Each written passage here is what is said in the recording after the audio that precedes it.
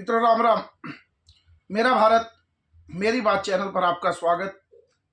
और आज के इस अंक में हम बात करेंगे महाराष्ट्र के मुख्यमंत्री देवेंद्र फडणवीस के बारे में। एक नया नाम उनका पॉपुलर हो चुका है, देवा भाऊ। अब तीसरी बार उन्होंने मुख्यमंत्री पद की शपथ ली।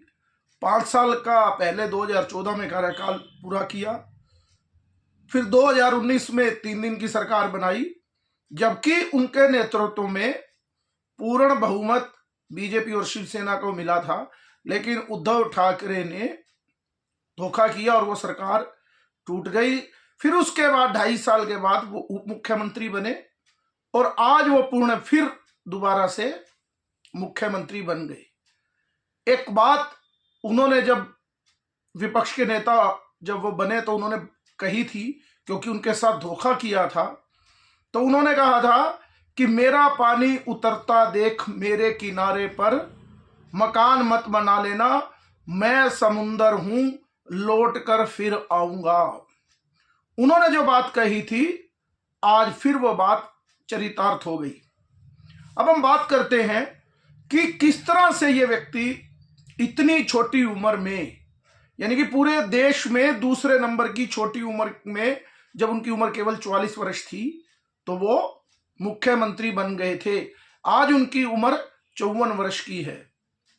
कहते हैं कि जो आदमी धैर्य, सहनशीलता और संगठन का मान करता है, संगठन भी और कुदरत भी, और उसका जो धैर्य किया हुआ काम है, वो एक दिन लौट कर आता है और वो अपने शिखर पर फिर पहुंचता है।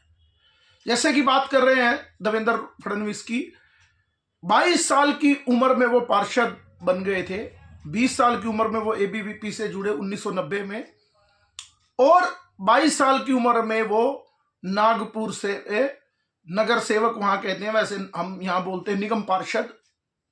उसके बाद फिर वो 96 में, यानी कि 26 साल की उम्र में दोबारा से फिर नगर निगम के पार्षद चुने गए और 1999 में वो नागपुर दक्षिण से विधायक बने और लगातार तब से अब तक 6ठी बार वो विधायक ही बनते आ रहे हैं उस सीट से। यानी कि इतनी छोटी उम्र में उन्होंने वो पड़ाव हासिल किया। उनके पिता एमएलसी थे और उसकी वजह से घर में भी पारिवारिक स्थितियां भी ऐसी थी, और उनका जन्म भी भगवान की कृपा से ऐसे नागपुर में हुआ जहां पर राष्ट्रीय स्वयंसेवक संघ का शुरुआत हुई और आज भी मुख्यालय वहीं है। तो संघ की माटी में रसने का मौका उनको मिला और विचार तो उनके बचपन के 6-7 साल की उम्र में ही थे। जब वो छोटे थे तो जिस इंदिरा गांधी स्कूल में, वो इंदिरा गांधी कॉन्वेंट स्कूल में पढ़ते थे, तो उनके पिताजी को गिरफ्तार किया इमरजेंसी के दौरान। और जब वो स्कूल में पढ़ रहे थे तो उन्होंने आते ही कहा कि जिस इंदिरा गांधी ने मेरे पिता को इमरजेंसी में गिरफ्तार किया है, मैं उस स्कूल में ही नहीं पढ़ूंगा।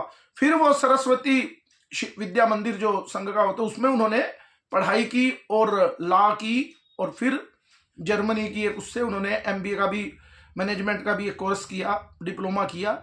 लेकिन मुख्य बात क्या है कि वो कितनी जल्दी से आगे बढ़े। भाग्य भी साथ देते हैं, लेकिन एक संगठनकर्ता के नाते भी जो गुण उनके अंदर संघ के बचपन से ही आने शुरू हुए, तो वो बड़ी जल्दी उम्र में प्रफुल्लित हो गए। 2010 में वो महामंत्री बने वहां पार्टी के। तब नितिन गडकरी वहां राष्ट्रीय अध्यक्ष भी बने थे, और नितिन गडकरी हमेशा कहते थे कि देवेंद्र फडणवीस के जो पिताजी वो मेरे राजनीतिक गुरु रहे हैं। 2012-13 में वो प्रदेश के अध्यक्ष बन गए। नरेंद्र मोदी ने, कहते हैं कि वहां के जो महाराष्ट्र के संगठन मंत्री थे उनको बुलाया और पूछा कि कोई एक ऐसा व्यक्ति बताओ महाराष्ट्र की राजनीति में जो शरद पवार से सामना कर सके, उसके सामने ना झुके और शरद पवार के साथ एडजस्टमेंट ना करे। क्योंकि शरद पवार की राजनीति सदा से, जो लोग चाणक्य कहते थे, मैंने एक पूरा वीडियो बनाया शरद पवार की उस चाणक्य वाली बात पर, तो उसके साथ एडजस्टमेंट ना करे। डील ना करे। तो वहां के संगठन मंत्री ने तब बताया, क्योंकि संगठन मंत्री मैंने कहा कि बड़ी ईमानदारी से काम करने का उनको श्रेय भी जाता है, क्योंकि वो संघ के प्रचारक होते हैं। तो उन्होंने कहा नरेंद्र मोदी जी को कि देवेंद्र फडणवीस ऐसा व्यक्ति है जो शरद पवार के साथ किसी भी प्रकार की डीलिंग नहीं करेगा, और यह व्यक्ति में एक मादा है। तो प्रधानमंत्री मोदी को, उस समय वो प्रधानमंत्री नहीं थे, गुजरात के मुख्यमंत्री थे, उसी समय उनको वो बात जच गई और वो जो प्रधानमंत्री बने, तो उसी समय उन्होंने तय कर लिया कि महाराष्ट्र की सरकार आएगी तो हम मुख्यमंत्री फडणवीस को ही बनाएंगे। आपको ध्यान होगा तब शिवसेना ने कहा कि हम बड़ा भाई, क्योंकि शिवसेना हमेशा ज्यादा सीट लड़ती थी, तो 2014 में प्रधानमंत्री बनने के बाद शिवसेना और भाजपा का गठबंधन टूटा। तो भाजपा ने कहा कि हम ज्यादा सीट लड़ेंगे, और भाजपा अलग से लड़ी, क्योंकि इसमें मुख्य रोल देवेंद्र फडणवीस का था। उन्होंने कहा था कि भाजपा अगर चुनाव लड़ेगी तो 100 से 120 सीट अपने दम पर ला सकती है, हमें अकेला ही लड़ना होगा। अमित शाह और मोदी जी ने उस समय देवेंद्र फडणवीस की बात पर विश्वास किया, और भाजपा 122 सीट से चुनाव जीत गई। 122 सीटें भाजपा को मिली, और शिवसेना बाहर थी, तो मुख्यमंत्री देवेंद्र फडणवीस को बनाया गया, जबकि पूर्ण बहुमत भी नहीं था। लेकिन उस समय खेल किया, फिर शरद पवार ने, क्योंकि वो तो मास्टर थे, उन्होंने भारी समर्थन दिया, और फिर बाद में शिवसेना आई। आपको पता है कि ना उनका उप मुख्यमंत्री बनाया, और जो उनके विभाग अपने ढंग से देने थे, और बड़े 5 साल बड़े सलीके से चुनाव के बाद सरकार चलाई। और दूसरी ऐसी सरकार थी महाराष्ट्र के इतिहास में जो एक व्यक्ति ने लगातार 5 साल चलाई हो। 1972 के बाद नाइक जी की सरकार थी, उसके बाद देवेंद्र फडणवीस ने ऐसी सरकार चलाई, और दूसरे छोटी उम्र के वो मुख्यमंत्री बने। उससे पहले वो जब दूसरी बार पार्षद बने, तो वो हिंदुस्तान में दूसरे नंबर की छोटी उम्र के भी मेयर लखनऊ के बने, यानी 2-2 रिकॉर्ड। और फिर यह तीसरा रिकॉर्ड कि गैर कांग्रेसी सरकार का दोबारा से सत्ता पूर्ण बहुमत प्राप्त करना, जो 2019 में किया। सरकार नहीं बनी, वो एक विषय अलग था। तो उसके बाद जब लोकसभा चुनाव अब 2024 में भाजपा को और महायुति को पूर्ण वो नहीं मिला, तो उन्होंने फिर से उठकर काम किया शिंदे के साथ। और जो सबसे बड़ी कुर्बानी, जब शिंदे की पार्टी इधर आई, तो ना चाहते हुए भी, संगठन का कहना मानते हुए, देवेंद्र फडणवीस ने उप मुख्यमंत्री का काम किया। 5 साल मुख्यमंत्री रहकर, और संगठन का जो आदेश था उसको सिर माथे लगाया, और संघर्ष में जुटे रहे। आज जो परिणाम आए हैं, आज वो मुख्यमंत्री बने हैं। उन्होंने कहा था कि मैं आधुनिक अभिमन्यु हूं, मुझे सब रण भेदने आते हैं। बहुत से दबाव इधर से उधर से उनको मुख्यमंत्री रोकने के लिए चल रहे थे किसी भी तरीके से, लेकिन देवा भाऊ को कोई नहीं रोक पाया, क्योंकि नरेंद्र मोदी के मन में वो पहले से ही बसे हुए हैं। 2014 में भी और 2019 में, 14 में तो नहीं, तो एक नारा दिया था तब भी नरेंद्र मोदी में, ऊपर नरेंद्र नीचे देवेंद्र, यानी इतनी जबरदस्त बॉन्डिंग। तो उनके मन में वो, क्योंकि मोदी जी को तो काम करने वाला व्यक्ति पसंद है, और उनकी पकड़ भी कार्यकर्ताओं में भी बहुत है, क्योंकि जो आदमी नीचे पार्षद होता होता मुख्यमंत्री पहुंचा है, प्रदेश का महामंत्री रहा है और प्रदेश का अध्यक्ष भी रहा है। उनकी राष्ट्रीय अध्यक्ष पे भी बात चल रही थी, लेकिन महाराष्ट्र को जिताने में एक बहुत बड़ी भूमिका देवेंद्र फडणवीस की है। खुले विचारों के व्यक्ति हैं। जो हिंदुत्व की लाइन थी, बहुत से लोगों ने कहा कि ब्राह्मणों की आबादी तो 3% है, तो ये ना बनाए, कोई मराठा बने, कोई ओबीसी बने, इस तरह की बातें चली। लेकिन महाराष्ट्र का जो नतीजा है, बहुत से लोग गलत फहमी में, पता नहीं कहां कहां सोच रहे थे कि जाति कार्ड की बात कर रहे थे, इस जाति वाले को बनाना चाहिए, फडणवीस से नुकसान होगा। जबकि जो महाराष्ट्र का चुनाव का जो सीधे सीधे नतीजे आए, जो लोगों ने जनादेश दिया, वो क्लियर एक ही बात पर था, वो था हिंदुत्व। जब बात हिंदुत्व पे चुनाव लड़ रहे थे, तो ये जाति का फैक्टर की ओबीसी बनाए, ब्राह्मण बनाए, मराठा बनाए, तो कहीं मायने नहीं रखता था। मुझे अभी भी ध्यान है, उन्होंने एक इंटरव्यू में कहा था, जब किसी ने कहा कि बटेंगे कटेंगे एक है तो सेफ है। तो उन्होंने कहा बिल्कुल मैं इस नारे का समर्थन करता हूं, और उन्होंने बहुत बड़ा अभियान भी चलाया था जो मालेगांव सीट को लेकर कि वोट जिहाद हो रहा है। तो अजीत पवार ने कहा कि महाराष्ट्र में ये नहीं चलता। तो उनसे किसी पत्रकार ने जब पूछा तो उन्होंने कहा कि अजीत पवार बहुत समय से एक अलग विचारधारा, कांग्रेस की विचारधारा से आए हैं, उनको भी जमीनी हकीकत समझने में समय लगेगा। यानी इन्होंने डिनाय नहीं किया किसी भी प्रकार का कि हम इस लाइन से हट रहे हैं। मुझे आज भी याद है एक बहुत संघ का में गीत चलता है, वो गीत उन्होंने खुद गुनगुनाया क्योंकि वो स्वयं सेवक भी हैं, हर बैठकों में रहते होंगे। जागो तो एक बार हिंदू जागो तो, जागे थे शिवाजी, जागे थे वीर शिवाजी, मार भगाए गुंडे पाजी। उन्होंने ये शब्द यूज किया था, मुझे आज भी ध्यान है।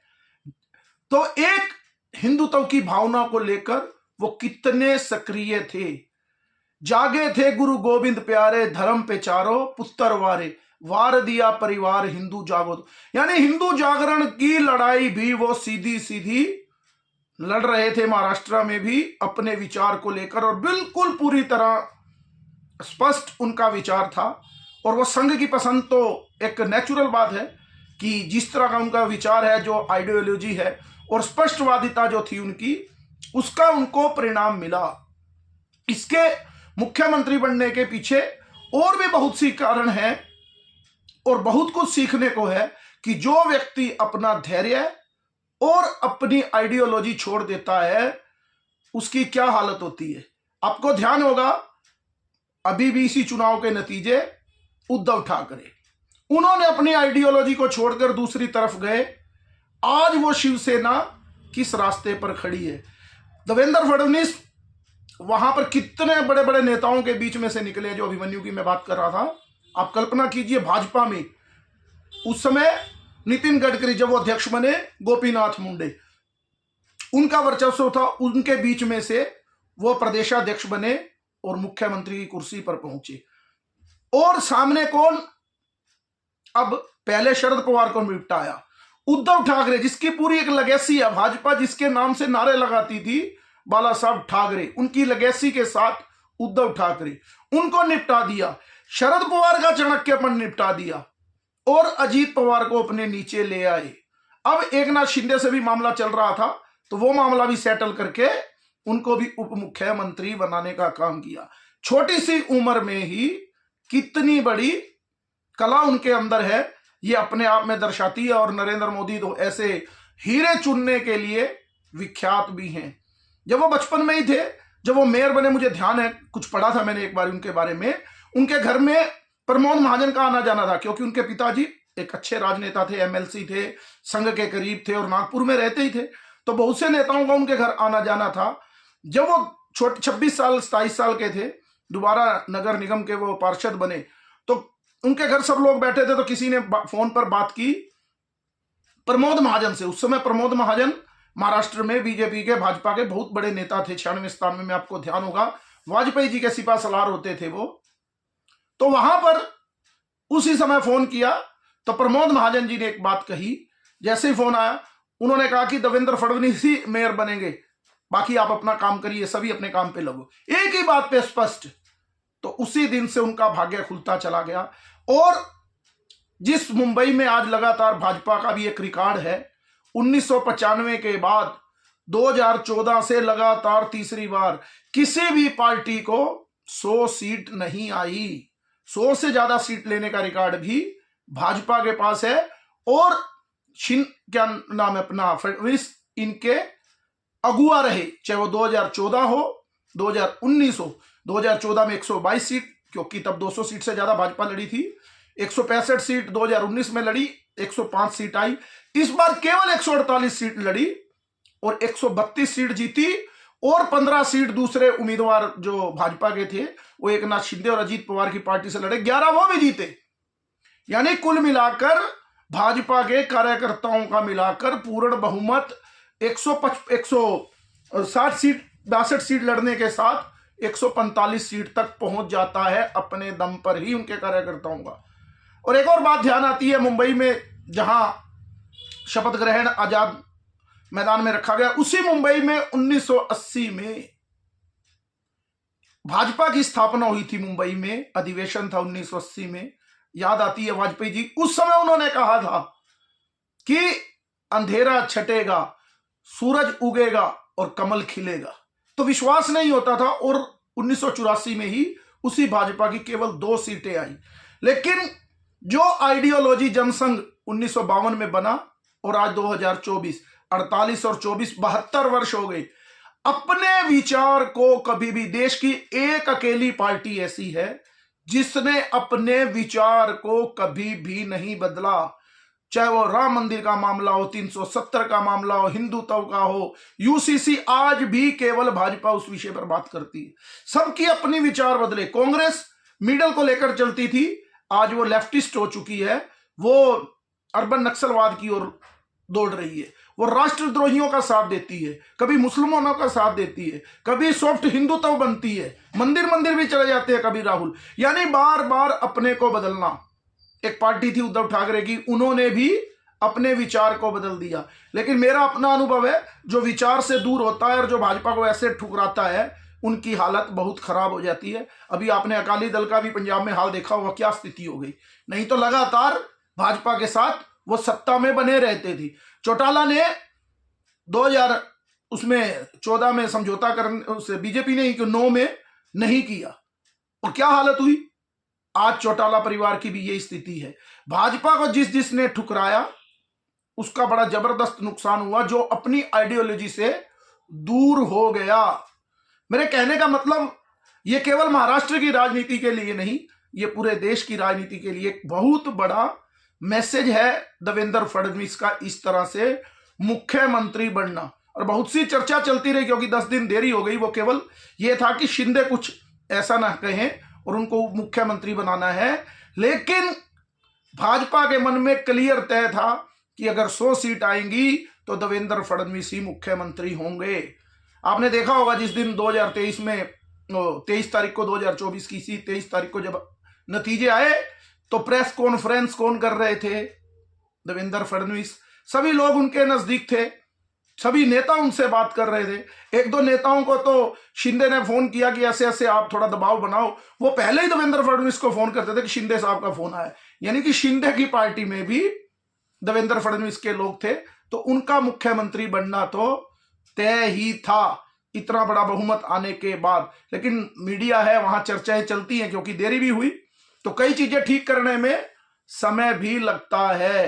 तो जो कुल मिलाकर आज विषय यही है कि आपका धैर्य और संगठन के प्रति आपकी निष्ठा और समर्पण भाव अगर आप रखेंगे, तो आप फिर अभिमन्यु आधुनिक युग का बन के निकलेंगे। और फिर उनका जो सबसे सुंदर वाक्य है कि मेरे किनारे पर ये मकान मत बना लेना, ये कि समुद्र का पानी उतर गया है, क्योंकि मैं समुद्र हूं, लौट कर फिर आऊंगा। यानी लौट कर वो आए, और इतने बड़े अंदाज से आए कि इसकी कल्पना तो ना किसी महायुति के नेता ने की थी और ना महाविकास आघाड़ी के नेता ने की थी।